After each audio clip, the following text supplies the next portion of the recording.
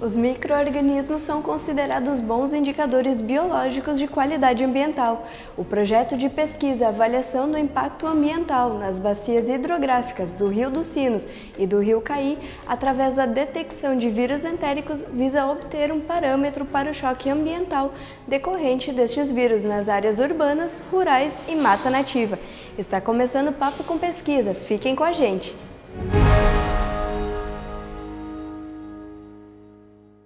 Bom, o objetivo desse projeto de pesquisa é avaliar o nível de contaminação dos rios tanto do Paranhana quanto do Rio Caí. No nosso objeto de pesquisa, a gente avalia principalmente a questão de vírus entéricos, que são excretados, né, por seres humanos e por animais, e a gente utiliza eles como bioindicadores. Então, o nosso objetivo principal é avaliar a presença desses vírus e correlacionar esses vírus com o nível de contaminação dessas águas, bem como do sedimento, porque o nosso projeto de pesquisa também se volta um pouco para olhar o impacto que a presença desses vírus causa em solo, né, não só em água.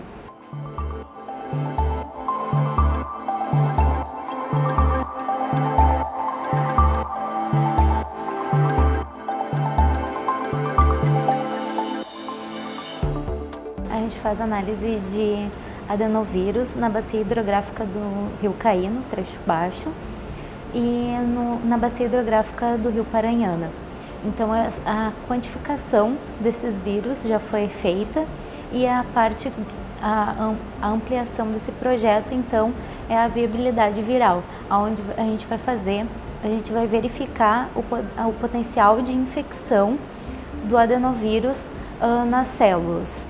Então, eu já fiz as passagens, né, nas células e agora o próximo passo é fazer o PCR em tempo real. A gente faz essas análises durante todo o trecho do rio, né, no sedimento de borda, faz coleta de sedimento e também da água. A gente traz ela para o laboratório, acondiciona na geladeira essas análises. Uma das formas que a gente tem de conseguir criar parâmetros e inclusive pensar em novas políticas públicas que possam melhorar a qualidade da água é justamente a gente conseguir fazer um monitoramento adequado. Atualmente o monitoramento que é previsto em lei, ele está somente relacionado com a detecção de bactérias do grupo de coliformes, o que acaba sendo um indicador muito impreciso, até porque ela é avaliada tanto antes quanto depois do tratamento que a água sofre, e as águas dentro das estações de tratamento, elas são tratadas justamente para que a gente possa eliminar esse tipo de bactéria, o que não acontece com os vírus, né? Os vírus, eles acabam não sendo eliminados por esses processos, eles não são avaliados por nenhuma regulamentação, então hoje a gente não tem nenhuma lei que prevê, ainda que haja sugestão de que a gente possa fazer esse tipo de análise, mas não é feito. Então a importância disso é principalmente a gente realmente ter ideia do quão impactadas essas áreas estão, o quanto essa água tem ou não qualidade para os seus diversos fins, seja ele para o consumo humano, seja ele para a parte de recreação, seja para a questão da pesca, seja o impacto dessas águas sobre as áreas mesmo e, portanto, flora e fauna local. Além disso, a gente consegue, com esse vírus, olhar um pouco para a origem desse material, né? Se ele vem de humanos ou se ele vem de animais. E isso também é importante para que a gente possa pensar em medidas efetivas para diminuir esse nível de contaminação.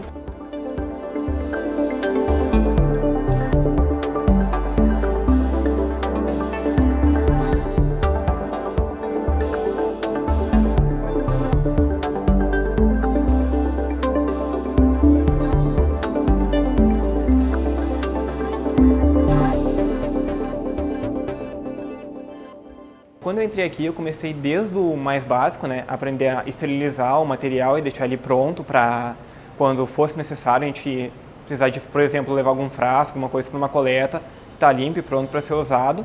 E depois eu aprendi a fazer passagem de células, onde mais tarde a gente vai usar essas células para infectar elas e ver a viabilidade desses vírus, a capacidade deles de infectar essas células.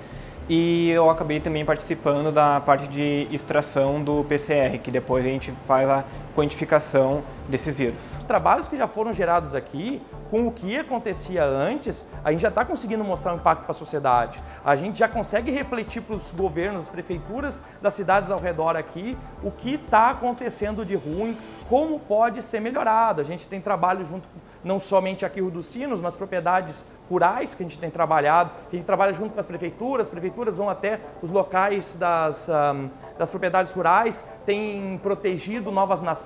Em especial, se a gente for olhar como uma relação com questões de saúde pública, as gastroenterites seriam os problemas de saúde mais associados com esses vírus. Então, inclusive, uma das minhas alunas trabalha agora no mestrado num projeto em que a gente busca identificar qual a parcela desses vírus que a gente identificou nesse monitoramento que efetivamente tem condições de serem infecciosos, ou seja, se os indivíduos consumirem eles, qual a chance deles acabarem realmente desenvolvendo uma doença, porque seriam vírus que teriam realmente condições de se multiplicarem no organismo e, por consequência, trazer algumas doenças.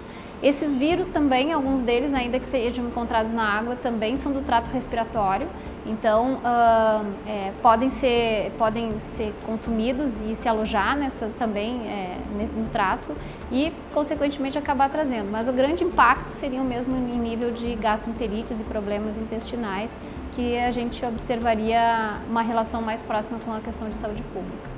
O que a gente tem hoje em relação ao nosso projeto? A gente já tem 2 alunos que terminaram suas dissertações de mestrado, que estão escrevendo agora os seus trabalhos, e a gente consegue observar que o Rio Caí, especialmente o último terço do rio, que foi onde a gente realmente investigou, a gente tem níveis bastante significativos de contaminação, né? E eles estão muito associados com a quantidade de indivíduos que povoam essas regiões. Então, aqueles locais onde a gente tem uma grande concentração urbana de pessoas foram os que se demonstraram mais impactados.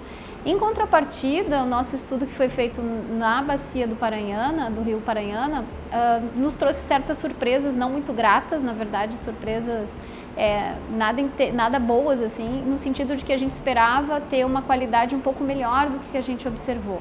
Tanto nas amostragens feitas em água, quanto desse sedimento que é chamado de sedimento de borda, né? O solo que fica na lateral dos rios. A gente encontrou uma quantidade muito grande desse vírus, né? Muito mais do que nós esperaríamos, muito próximo a outros lugares já sabidamente impactados e que a gente tem níveis de poluição bem significativos. Então, mostrando que realmente assim, essa correlação entre uma água aparentemente limpa, né, ela tem que ser desmistificada, porque, né, a cor não é exatamente o que demonstra a sua qualidade. Vai muito além do tratamento, vai muito além de simplesmente o governo tratar, vai a questão da sociedade se conscientizar também. Porque não é só a prefeitura que tem que tratar o esgoto. Tu pega na tua casa, tu joga lixo aqui, joga lixo ali, e você pensa, isso aqui é questão do governo. Mas se tu não modificar a tua forma de trabalhar, tu não contribui com nada. Toda a questão da melhoria do saneamento básico, uma estruturação melhor das redes de esgoto, a forma como se lida com o despejo desses detritos, que em vários lugares dos quais a gente fez coleta, né? Infelizmente aqui a gente não consegue mostrar exatamente para vocês esses locais, mas que são claramente despejados, são até canalizados, mas despejados no rio sem nenhum tipo de tratamento prévio. Então, a gente consegue ver que muito provavelmente a gente minimizaria absurdamente essa situação se as políticas voltadas para as questões de saneamento fossem realmente realizadas.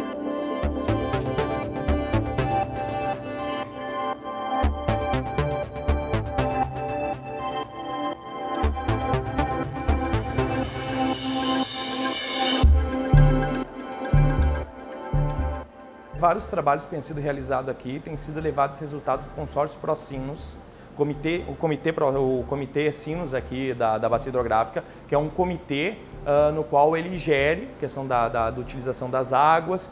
Ele é um órgão que a gente alerta, que a gente leva essas informações para eles, e eles têm grande importância na influência para tentar modificar esse quadro, porque são eles que vamos dizer, influenciam direto na questão da luta pelo tratamento da água, tratamento do esgoto no caso, na questão de tentar reduzir, minimizar ao máximo quanto de esgoto in natura é lançado. Partiu da nossa equipe do projeto de realizar palestras, né, em escolas municipais e estaduais, tanto da região de Novo Hamburgo, a região metropolitana de Porto Alegre, com a intenção de levar essas informações ao público, porque muitas vezes é publicado em artigos essas informações e esses artigos não chegam à comunidade. Então é uma forma que a gente encontrou de levar essa informação e de conscientizar desde aluno primário até os adolescentes a terem esse olhar, esse cuidado com o meio ambiente, a conscientizá-los da importância de cuidar do meio ambiente. Apesar de nós sabermos que a água tem a questão de ser finita, água potável para nós, tem muitas pessoas ainda que acham, tem água aos montes ali, nunca vai faltar nem nada. Tem pessoas ainda que têm na consciência que a água é infinita, que não vai causar problema. Fora que existe também o mito que a água subterrânea sempre é uma água boa. E dos trabalhos que a gente tem feito aqui, a gente vê que tem vários locais que o lençol freático já foi contaminado, a água está contaminada em si. Porque aí a gente fala muito da saúde pública, mas a gente também tem todo o outro lado de uma economia que se dá em termos mesmo ambientais, né? Porque uma qualidade de solo permite uma agricultura de melhor produção, permite que a gente tenha uma flora e fauna crescendo nesses lugares e fazendo a retroalimentação de ecossistemas. Então, vai além dos 4 que a gente vê em saúde pública, certamente a gente tem outros custos que são minimizados, que se a gente não está pagando a conta agora, vai pagar daqui um pouquinho mais, né?